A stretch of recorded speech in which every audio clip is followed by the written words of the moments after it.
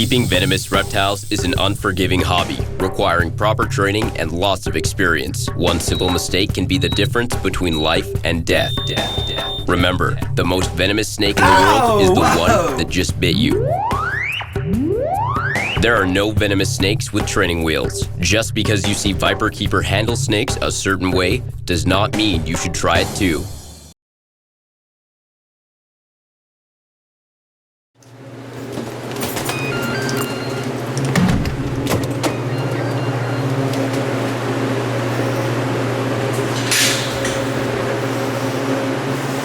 It's our tuatara facility.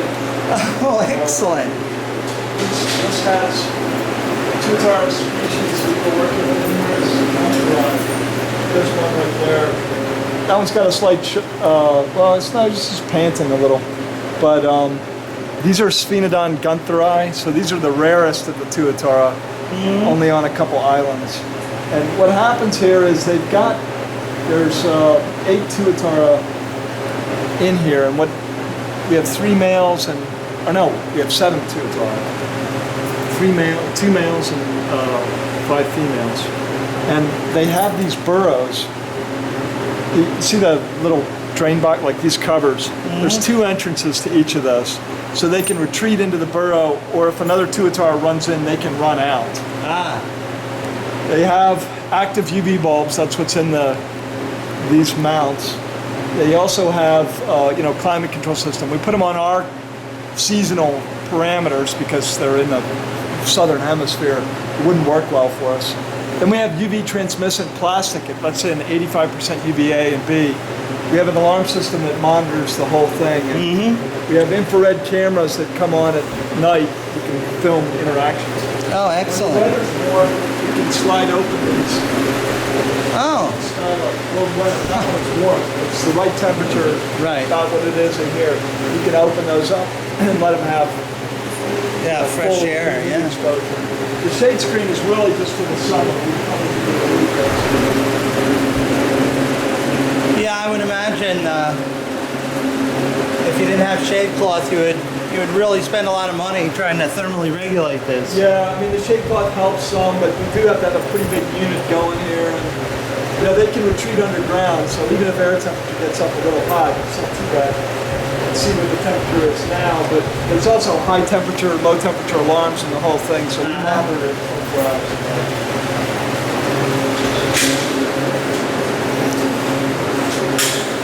Oh, cool.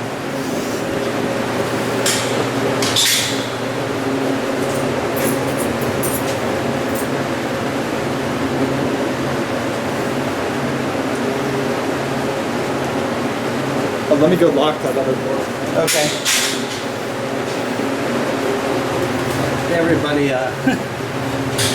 this is when you've got some bucks. You can have a really nice facility. Imagine this facility for, not a tuatara, but king cobras or something. It would be really fantastic. Wow. I would say the only thing that's really good about it is it's easy to hose down the floor. Yes. But beyond that, it's just not so great. But this is where we do most of our amphibian reproduction for the species we're working with. We also have some pit vipers in here. We've got some Botriacus lateralis in here. And this is one of the adults. These reproduced this year for us. But the exhibit itself is just old. It's just really, these aren't old, but the facility is really old and really needs to be completely replaced. But we have a number of different species we're working with here.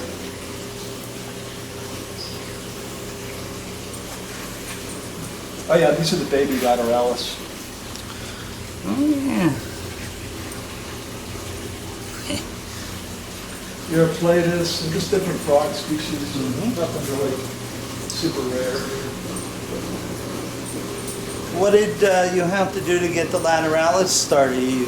Tadpoles or frogs? I'm not sure what they're feeding on to get them going. Yeah, these are some Raleigh that we got from Alan. Now these things have reproduced a couple times for us. These are going into the cool area. I think you would think lateralis would have that problem too, but who knows? But we've gotten stillborn young I think we just need to get them a little cooler. Uh-huh.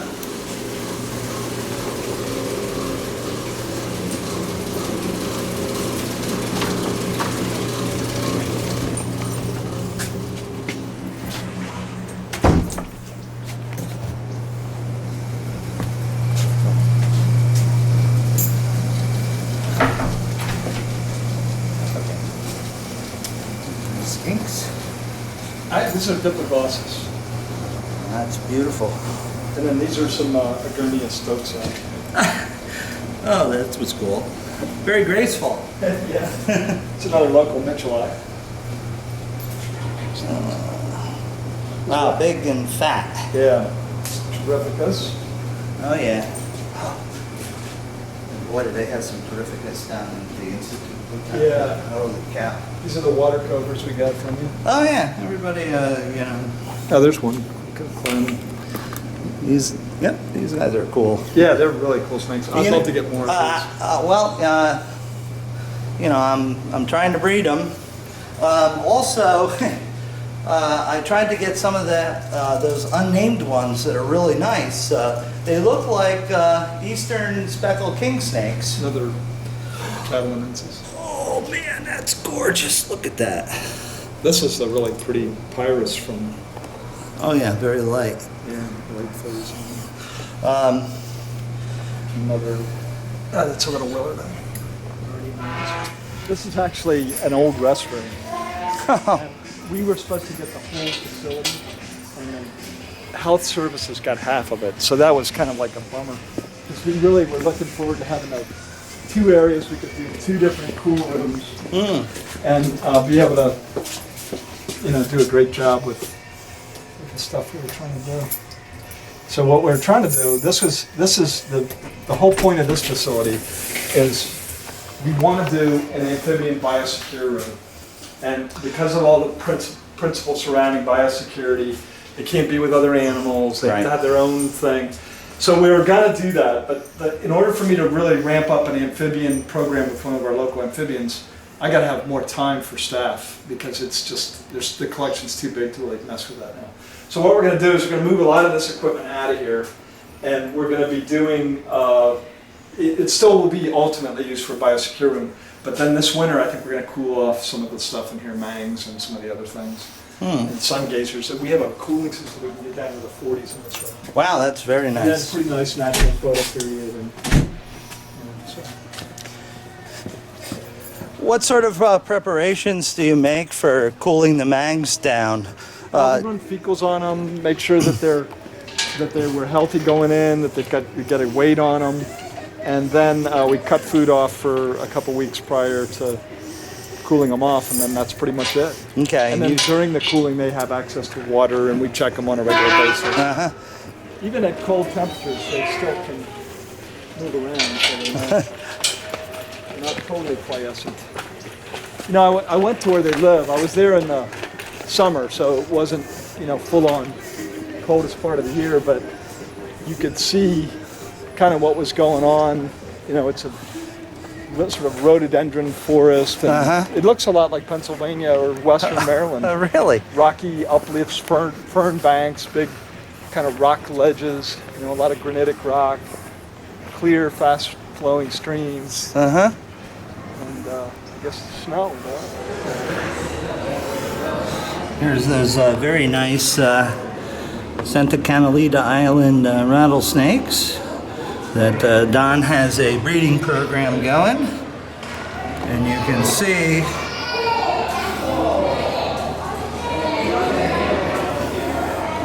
that indeed there is no rattle mechanism there.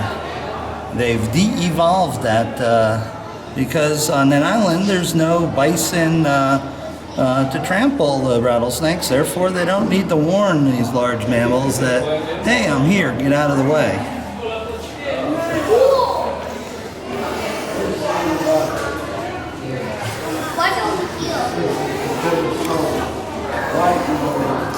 Very nice Bothriechis schlegeli, the forest or Christmas, well, not Christmas tree, forest variety, one of my favorites.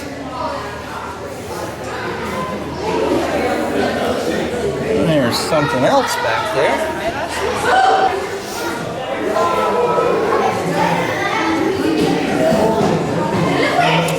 The infamous brown tree snake, which has decimated Guam and hopefully will not decimate Hawaii or any other island where they don't belong.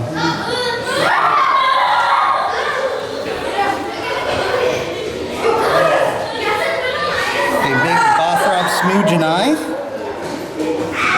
I've got some of these babies that I'm growing up.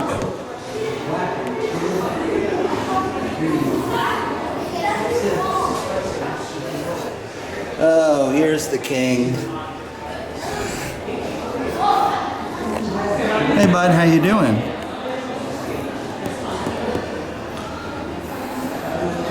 How you doing?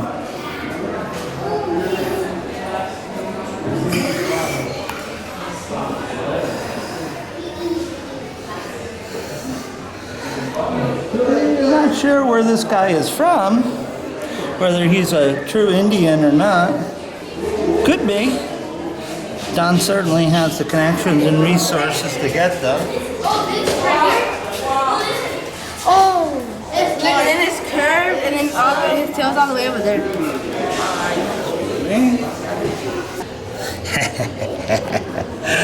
Oh. Now tell me, Don says that you're a wild woman, huh? I bet you really are, huh? Oh, let's see. Sorry, Don, but we'll turn on the infrared.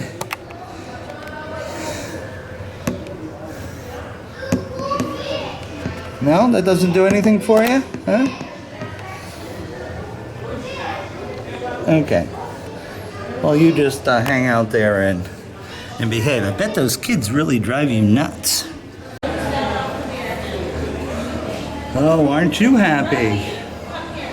That's a nice sun there. Wow, look at what, such a nice place to sit. Man, you are one lucky dragon.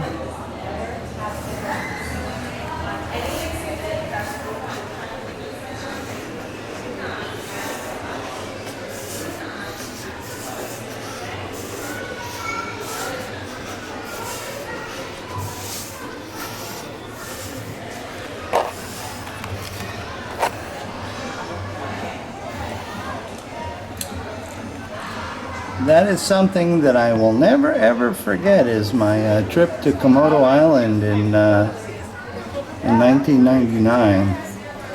Boy, what an awesome experience. You think you can see that they're big, but if you're standing close to them, you just see how big they are. Just incredible. These are slender snouted crocs. We've got a couple females. This was designed actually to have them just on exhibit. This was supposed to be holding, and then the shift is supposed to, we can remove that center shift, and then they have a swim-through shift. But because we got these from Terry when they were quite a bit smaller, but they've decided, these are all females, but they've decided that they must kill each other if they're kept together. So we split them up. We need to send these guys all out eventually. We're going to get a breeding pair, and these guys will go. But I really like slender snouts. They're great crocs. There's a heated pad kind of in that area, and then the water's heated as well. Mm-hmm. What you doing, Rosie? What you doing? You gonna sneak up on us? Rosie, huh? See what's going on? Huh? It's interesting. People always, say, "Oh, why do you name your animals?" Well, it's easier to, put to recognize them. You have to call them something. Yeah. Well, and these guys are trained to station for food. Right. So when we have to capture them and do other stuff, we want to be able to call them to a point and not have to do the Steve Irwin. I mean, we still have to do that. We Right. have to do as Yeah. much of that. Right. Yeah, I'm friends with Steve Binnig at the Philly Zoo, and Yeah, he showed me how that all works. Yeah. That's very interesting, and certainly makes it easy on everybody when you can do that. Yeah, I think so too. Cocks are really smart, so it's not like, well, they can't learn how to do that. They Well, know. certainly one of the most successful species on the planet. You certainly can't call them dumb and get away with it in my book. Yeah, somehow they survive. This is our, so this is the front of the exhibit. Now, we do have a lot of fish in here, a lot of cichlids, and we're trying to increase fish diversity. We've got some giraffe nose cats in here, and we're gonna be adding some panodon and some other cool fish species. But it looked great when all four were together, but like I said, they decided that they had to fight like crazy. Typically, there's going to be one sitting in that back ledge. I see a tail right there. Yeah, there's one there, but there's one straight back, too. Oh, okay, So yep. there two are, yeah, she's right there. Oh, I see her back there. Yes. See the big pointy teeth back there? Yeah, you bet. African cross and midge specialization is kind of what we're trying to get at in this.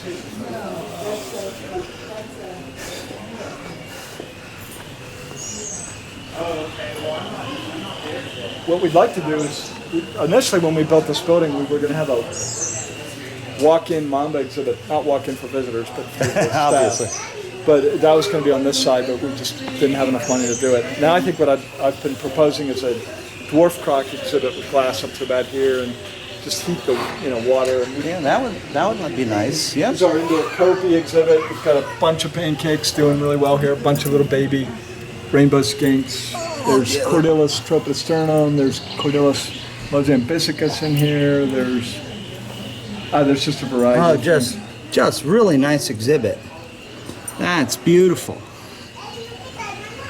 And some little padlopers, some Cordillus cataphractus in this one. Oh, yeah. This is our puffs and Thelatornis. It's interesting. People don't believe that puffs actually climb, but they do. Yeah. These exhibits, unfortunately, the concept is good, but it just didn't work out well. These people break these tops and they break the tanks. Oh, yeah. We're going to try and replace these with just two side-by-side tall kind of narrow. Oh, that's sad. Yeah. Oh, a nice baboon. Hello. Ooh, there's snakes. Some Angolans and pancakes are in this one. Mm-hmm.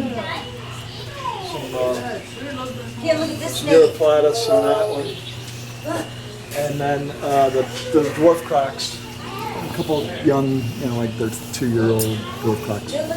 They're fat and sassy, but they're outgrowing the exhibit. This is actually, we built this for water cobras before I had water cobras. Okay. But I'm not sure water cobras would exhibit very well in here. I know what they would do. They'd go up and they'd hide in the highest point. That's correct. Mine are always hiding under something. Yeah. So this doesn't really work out well for them, but it did work out pretty well for the dwarf crocs. When they're little, they're obviously a little too big. Yeah. Well, and then we also have a nice turtle exhibit in Johnson's Crocs down in Tiger River. You can probably certainly spend as much time as you want. Okay. Yeah. It's really dependent on my time also. Yeah, I have to be moving along, so I got to scramble. Thanks, Don, for all your time here and showing us around the wonderful San Diego Zoo, at least the reptile house. I'll have to come back and do the other animals, but thanks again. I really appreciate your We'll time. be in touch. I look forward to doing some future exchanges with you. We'll see Okay, what- that's super. Thanks so All right, much. man. Take care. And just in case you don't recognize, that's Don Boyer.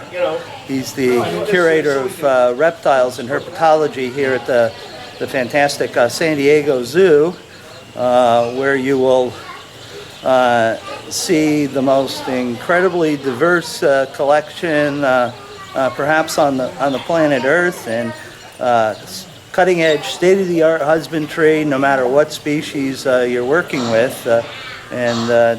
Don was kind enough to give us essentially the 2-hour tour.